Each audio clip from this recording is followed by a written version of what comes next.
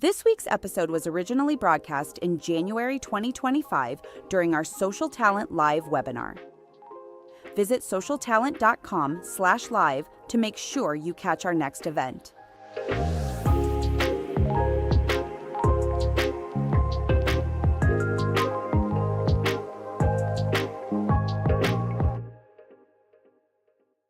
Let's bring us on to our second guest. I'm really excited to introduce Paul Britton. So Paul is well known in the UK media, international media, for his legal opinions. I, found Paul when he was talking about the impact of the EU AI Act and particularly looking at hiring. And Paul is an interesting and colorful guy who's a lawyer, but we forgive him for that. He's one of us. Trust me, you're a normal person at heart, aren't you, Paul? Solicitor, by the way, in the UK, isn't that correct? Yes, a solicitor in England and Wales. I'm just wondering how I'm going to make this segment interesting for everybody. I probably fall into that 57% where I don't have a clue about the EU AI Act. So I'm going to wing it and try and make it as interesting as I can. Well, I might start with Paul. I was talking to a customer of ours, a managing director of one of BCG's businesses in Boston Consulting Group's business in Europe. And they shared a story about a customer who came to them with 300 potential risks around the EU AI Act and hiring in their organization. And when they actually put somebody on it who knew what they were talking about, they mitigated that down to zero. And the story, got me thinking about, there's a lot of misconceptions, a lot of non-legal folks misinterpreting the act potentially, or the different acts. I'm wondering if you might have some insight in what you think are some of the biggest misconceptions about the likes of the EU AI Act. And maybe that you might expand on that to explain what it is and what it isn't then. Okay, well, I mean, look, the EU AI Act, it came into force, the boring bit is it came into force on the 1st of August 2024. The actual bit that we're talking about is when it's used in the hiring process or by recruiters. And the Act makes that particular activity fall into what they deem as a high risk category. But it's not going to be enforced until 2026. So they don't have to panic just yet.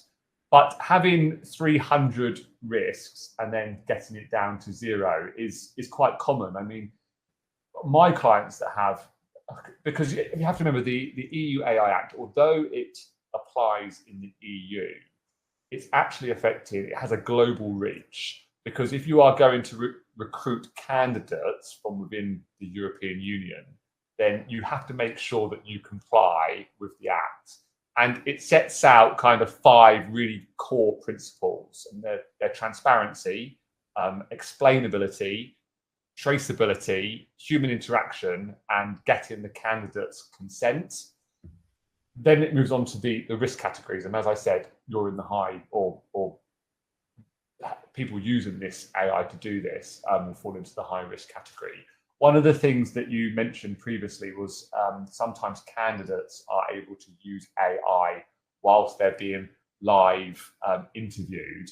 There is actually AI that can take the recording of that interview and analyze it and feed back if there were times where eye movement moved to certain places, and give you a percentage of the chances that that candidate was using something like ChatGPT. But again, that would fall into the high category. One of the misconceptions that I've come across quite a few times is that it's only the company that has to deal with the transparency element, and that's not true.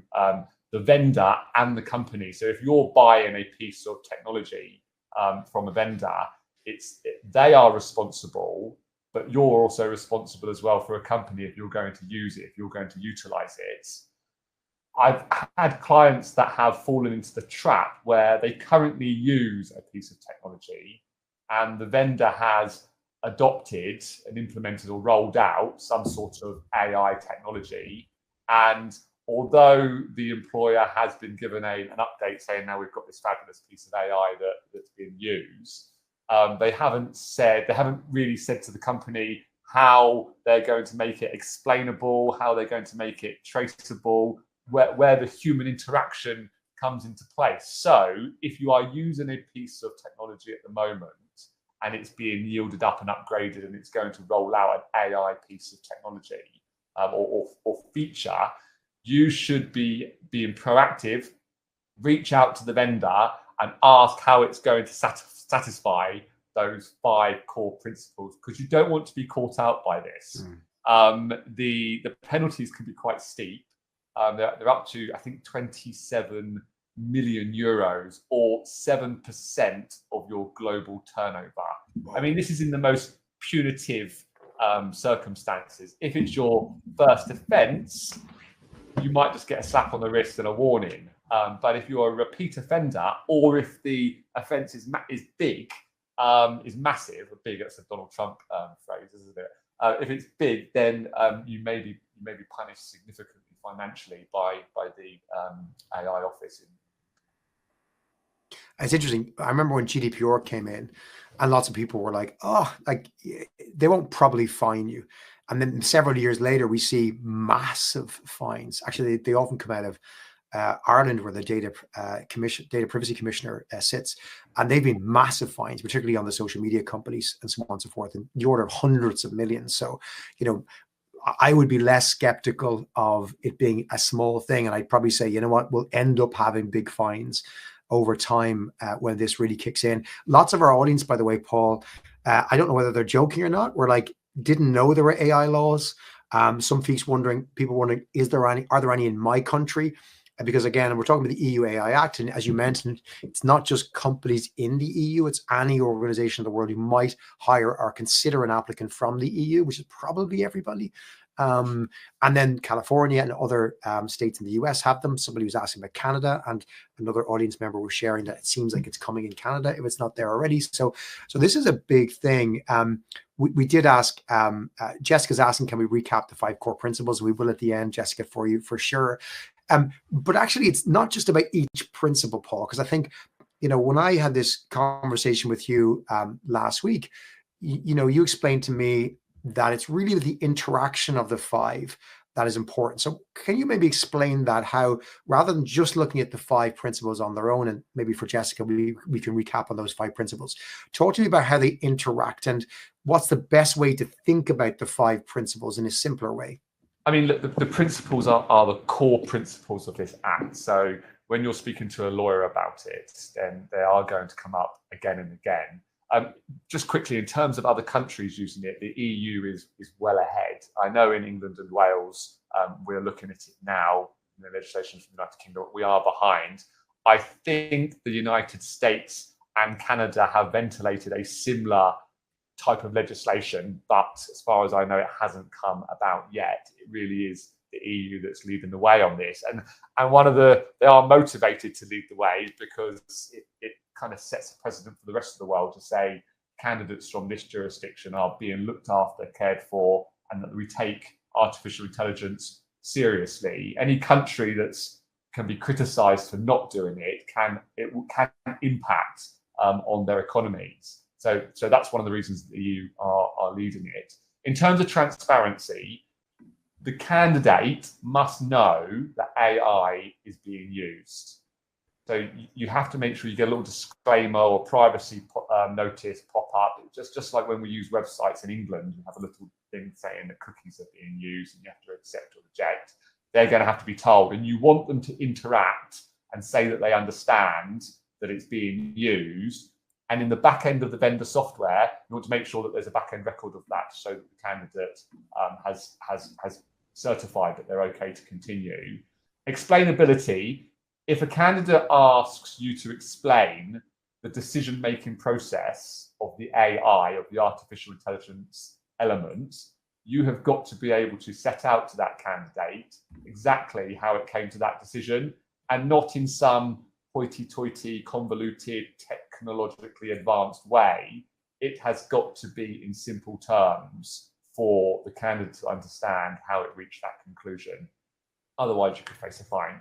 The traceability principle is that as a company, as a vendor that's developing this type of technology should be able to say to a company, look, this is all the bells and whistles. This is what it does. This is the audit trail. This is how you can trace every single function. This is how you can trace the decision-making process so that if a candidate ever says, I want to see your audit trail of how it came to this conclusion, you can just quickly send it, because what you don't want to do is be subject to like a subject access request in the UK where someone asks for all the details about their application or whatever, and you're running through all your files trying to build up a bundle to send to them to satisfy them.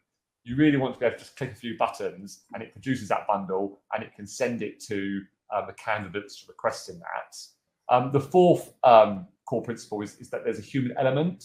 So if the AI has rejected the candidate, it doesn't mean that no human being is now going to have to check. A human being has to log into the system, and it might be simple as seeing 100 rejected candidates and maybe clicking a button that ticks them all, and then you send out the rejection. The human being has to do that function. There has to be human oversight. And candidate consent, they have to express their consent. So it would be very sensible to doubly opt in, i.e. they tick a box and then they sign would be great and click accept. And then you've got a nice record in the back end to say that they almost triple entered, they ticked, they signed, and then click the button to proceed. And then you might want another one saying, you've agreed that AI is going to be used in this process, and now you'll be taken on to whatever the process is. If you can satisfy those, you'll avoid a fine. So Tom, in our previous chat, had talked about obviously a rate at which candidates were not accepting AI. So again, demonstrate that they're for that consent. They're making it clear what's happening. A certain number of people opt out. We've lots of people in the chat talking about their opt-out rates, and they don't like AI being used in the chats when the candidate brings it on. The candidates obviously have that right. And again, that transparency piece reminds me of reasonable accommodations, right? So RAs in a hiring process is something that many of us should be familiar with in most parts of the world, where for various protected characteristics, we're meant to have these reasonable accommodations, and we're meant to have opt-ins and alternative routes for people to take if they don't want to go through the traditional route.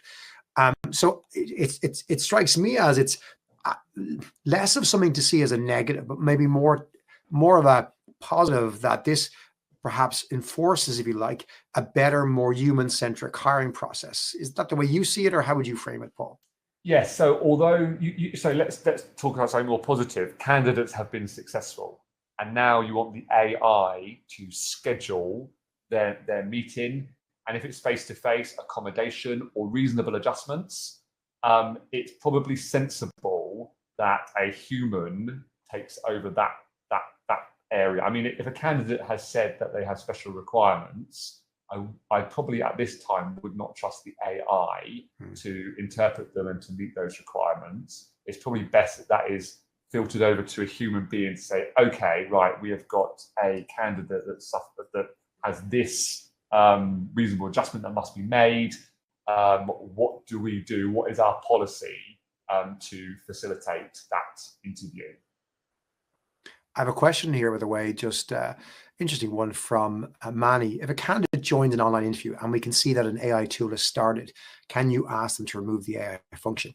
I would think so. This is reversing it. So I'm talking about how companies and vendors will comply.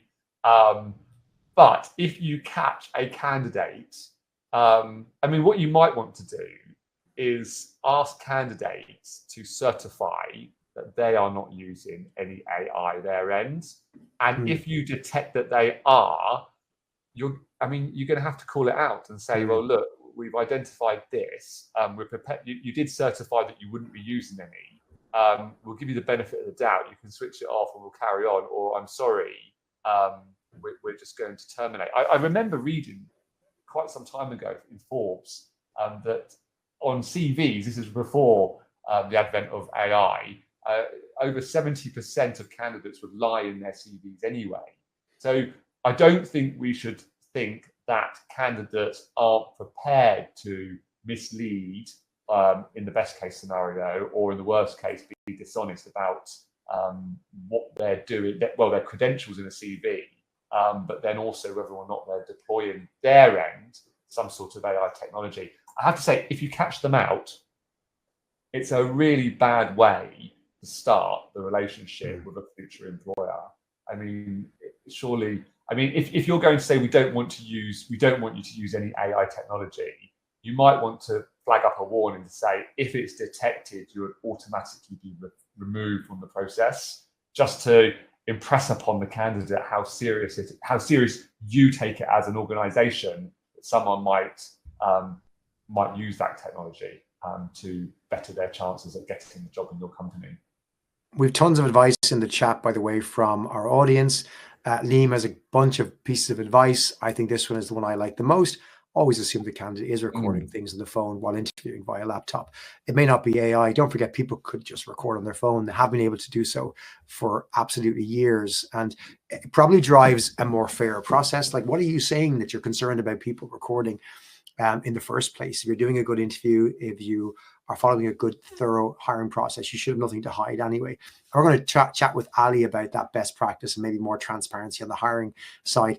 Paul, though, if folks want to reach out to you to understand a bit more about this impact and how your firm can help, what's the best way to reach you? They can reach us on the website, which is just brittantime.com. So there's no and, it's brittantime.com.